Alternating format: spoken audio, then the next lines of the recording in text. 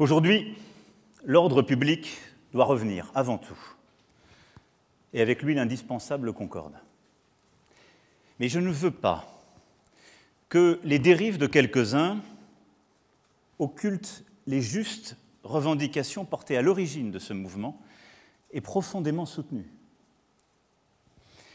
C'est pour cela que j'ai apporté une première réponse dès le 10 décembre dernier, une réponse d'ampleur, parce qu'elle me paraissait juste et qu'elle était cohérente avec les orientations que nous avions d'ailleurs retenues au début du quinquennat, donner plus de pouvoir d'achat, mais plus vite, aux classes moyennes et à celles et ceux qui travaillent.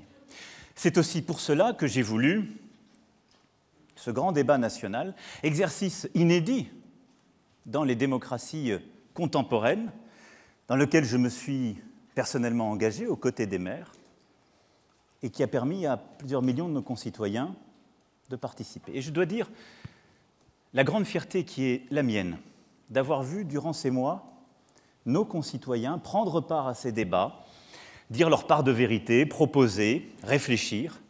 Et j'ai moi-même beaucoup appris de notre pays, aux côtés des maires, sur la fonction qui est également la mienne, durant ces mois. J'ai beaucoup appris, et cette fierté que j'évoquais m'a convaincu d'une chose. Nous sommes, avant toute chose, les enfants des Lumières. Et c'est de ce débat, de ces délibérations, de cette capacité à dire et contredire, mais dans le respect de l'autre, que peuvent naître les bonnes solutions pour le pays, et en aucun cas dans l'obscurantisme ou le complotisme.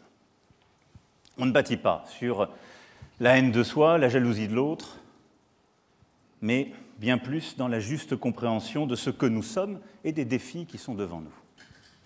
Alors, qu'a dit ce mouvement et qu'est-ce que j'ai saisi de ce grand débat ? D'abord, on l'a tous entendu, un profond sentiment d'injustice. Injustice fiscale, injustice territoriale, injustice sociale. Ce sentiment est là, il est installé, il faut lui apporter une réponse. Ensuite, un sentiment de manque de considération. Beaucoup de nos concitoyens qui ne se sentent pas respectés dans leur quotidien, dans ce qu'ils vivent, par nos institutions, parfois notre organisation collective, nos manières de décider, de faire. Un manque de confiance aussi dans les élites, toutes les élites. Votre serviteur au premier chef, mais l'ensemble de ceux qui sont élus exercent des responsabilités, représentent, parfois même cherchent à décrypter l'actualité. Il est difficile de construire quelque chose lorsque la confiance n'est pas rétablie à l'égard de celles et ceux qui doivent être des tiers de confiance ou qui décident dans la société. Un sentiment d'abandon. Sentiment d'abandon qui se nourrit du fait que de plus en plus de vies de nos concitoyens sont comme oubliées ou inadaptées à l'organisation du monde, tel qu'il est, tel qu'il s'est fait. Nous vivons dans une société avec des politiques publiques qui ont largement été pensées au sortir de la Deuxième Guerre mondiale.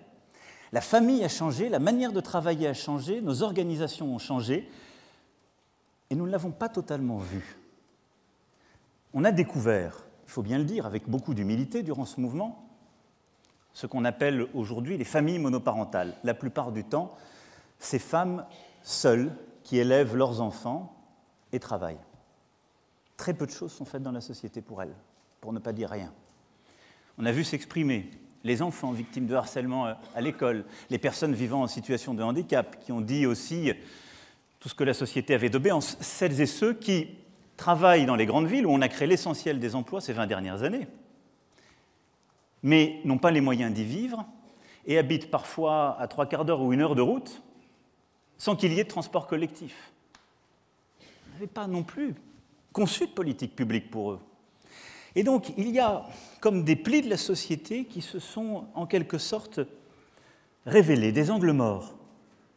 Ces vies un peu oubliées de nos politiques publiques, de beaucoup de nos discours, qui ont dit « moi je participe, je travaille, je vis mal, malgré ce travail, et je veux non seulement qu'on me reconnaisse, mais qu'on apporte des solutions concrètes à ma vie ». Et évidemment, je n'oublie pas, parmi ces quelques portraits chinois que je viens de brosser, les retraités modestes, dont j'ai un moment cru moi-même que leur protestation n'était pas totalement légitime. Vous me parlez de la CSG, regardez ces quelques euros par mois, mais qui vivent aujourd'hui avec l'angoisse de parfois devoir aider les générations suivantes, qui ne s'en sortent pas totalement, de devoir subvenir aux besoins de leurs propres aînés qui vivent encore et sont en dépendance, et qui voient devant eux ce que va coûter la maison de retraite, l'EHPAD, entre 1800 et 2000 euros par mois, là où leur retraite est à 1300 euros, et qu'ils ont travaillé toute leur vie. Ces cas concrets se sont dits à nous, se sont exprimés, et on nourrit ce sentiment d'abandon.